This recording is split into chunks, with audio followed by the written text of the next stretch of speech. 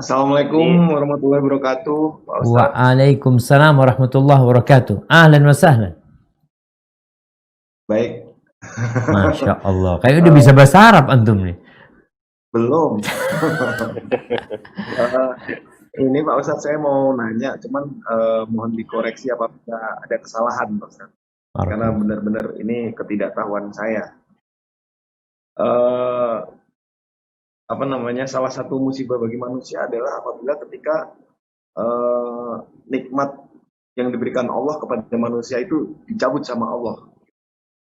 Dan salah satu nikmat yang saat ini saya sedang mengalami adalah nikmat dalam menjalankan ibadah apapun itu, gitu. Termasuk sholat, termasuk hadir di acara taklim seperti ini, itu saya merasakan seperti nikmat untuk menjalankan ibadah itu dicabut gitu. Jadi kayak ibaratnya sholat ya sekedar menjalankan, menggugurkan satu kewajiban gitu, yang kayak uh, kita nggak bisa merasakan bagaimana nikmatnya seorang hamba bertemu dengan Allah seperti itu gitu. Yang sekedar misalnya sholat zuhur 4 rakaat ya kayak orang jumpalitan selesai kemudian kelar gitu. Terus kemudian apabila ada di acara taklim seperti ini kayak sekedar absen nama juragan udah selesai nanti kemudian kelar Setor seperti itu. muka, setor muka ya. Store muka. Bagaimana apa yang harus saya lakukan untuk mengembalikan nikmat itu agar dalam beribadah saya benar-benar bisa menemukan kenikmatan yang hakiki bagaimana ketika seorang umat manusia bertemu dengan Allah seperti itu. Nah, Ustaz, subhanallah. terima kasih. Barakallahu fikum. Assalamualaikum warahmatullahi wabarakatuh. Waalaikumsalam warahmatullahi wabarakatuh. Masya Allah, pertanyaan yang menarik dari Mas Pur ini jamaah. Ya. Jadi memang banyak orang itu kalau bicara musibah, musibah buat dia itu ya kehilangan anak, kehilangan motor, di PHK, kemudian sakit, itu musibah. Ya, itu salah satu musibah. Tapi ternyata ada musibah yang besar. Yang Rasul SAW berdoa, وَلَا تَجْعَلْ مُصِيبَتَنَا فِي دِينِنَا. Ya Allah, jangan jadikan musibah kami itu menimpa agama kami. Jangan sampai. Kalau yang hilang itu rumah, kalau yang hilang itu motor, insya Allah bisa balik. Tapi kalau yang jadi musibah itu agama kami. Agama kita bisa jadi kita keluar dari Islam itu, bisa jadi kita melakukan dosa, itu musibah. Bisa jadi kita meninggalkan sholat.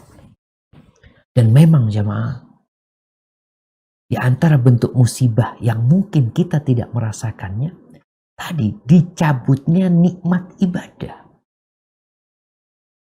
Sampai ada orang yang mengatakan kepada Hasan Basri, atau dia meriwayatkan tentang seorang yang mengatakan, ya Allah, aku nih kok kayaknya hidupnya nyaman-nyaman aja sih, padahal aku banyak dosa gitu.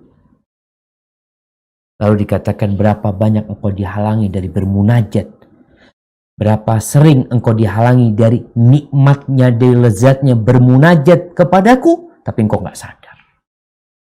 Itu musibah yang besar. Berapa banyak orang yang berpuasa. Kata Nabi alaihi salatu wassalam, rubba sa'imin laysa lahu min siyamihi illa al-ju' wal 'atash.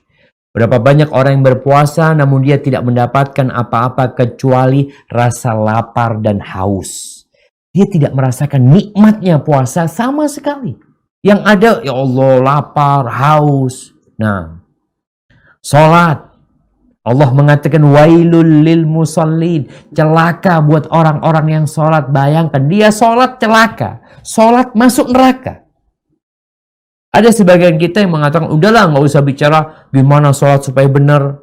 Sekarang kita bicarakan orang yang nggak sholat itu tuh yang nggak benar. Iya betul, orang yang nggak sholat nggak benar, perlu kita perbaikin. Tapi orang yang sholat pun perlu diperbaiki, karena ada orang sholat masuk neraka. Wailul lil musallin alladzina hum an salatihim sahun alladzina hum yura'un. Mereka yang ria, mereka yang seenaknya aja sholatnya tanpa mengikuti aturan, ternyata masuk neraka. Apa sih yang menyebabkan kita kehilangan nikmat baca Quran, nikmat berzikir, Kemarin Ramadan Ustaz, alhamdulillah ana bisa hatam. Kok sekarang nggak bisa hatam? Kemarin Ramadan ana bisa sholat terawih 11 rakaat. Ana bisa sholat terawih 21 rakaat, 23 rakaat. Sekarang wala 1 rakaat. Kenapa?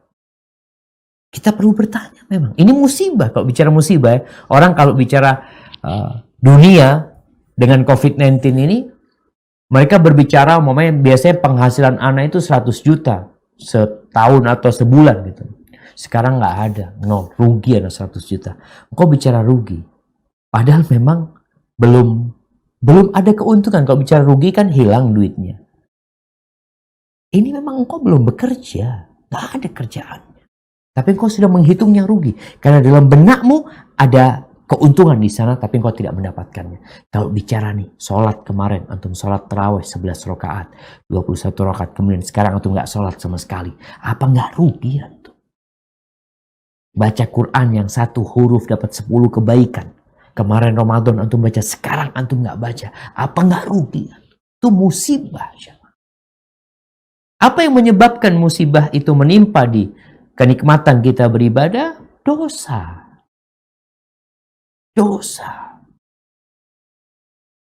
Dan salah satunya adalah ambisi dunia. Kadangkala kita nih bicara dosa itu dosa. Enggak, anda enggak berzina, anda enggak ini. Iya, tapi ada dosa di hatimu. Atau suudzon sama Allah SWT. Enggak menerima dengan takdir Allah SWT. Itu juga dosa. Jadi tatkala hamba kehilangan nikmat beribadah, yang harus dia lakukan adalah bertobat, istighfar. Baik dari dosa yang dia ketahui atau yang dia tidak ketahui. Nabi mengajarkan itu. Bagaimana kita berdoa, Allahumma gfirli ma qaddamtu wa ma akhartu wa ma a'lantu wa ma asrartu wa ma asraftu. Allahumma gfirli khati'ati wa jahli wa amdi. Minta ampun ya Allah dosa-dosa yang ku kerjakan sengaja, yang tidak sengaja, yang aku tidak tahu, yang banyak, yang sedikit, yang terang-terangan, yang sembunyi, semuanya minta ampun. Tuh Nabi ngajarkan kita seperti itu. Jadi tatkala kita merasakan kehilangan nikmat dalam beribadah, ini buat orang yang sudah merasakan ya. Tapi ada orang yang sampai umur 60 tahun tidak merasakan nikmatnya beribadah. Yang ada ibadah itu masih beban buat dia. Belum nikmat. Kayak kajian nih. Karena juragan hadir mau nggak mau hadir juga terpaksa. Ada yang seperti itu. Belum merasakan. Dan kalau engkau ingin merasakan nikmatnya beribadah, maka cintailah Allah dan Rasulnya lebih dari semua yang ada di muka bumi. Cintailah saudaramu karena Allah Subhanahu wa Ta'ala. Bencilah kepada kekufuran sebagaimana engkau benci untuk dimasukkan ke dalam api neraka. Insya Allah engkau akan merasakan manisnya beribadah dan kembali itu kelezatan-kelezatan yang mungkin hilang darimu. Hadza wallahu a'lam bishawab. Nah.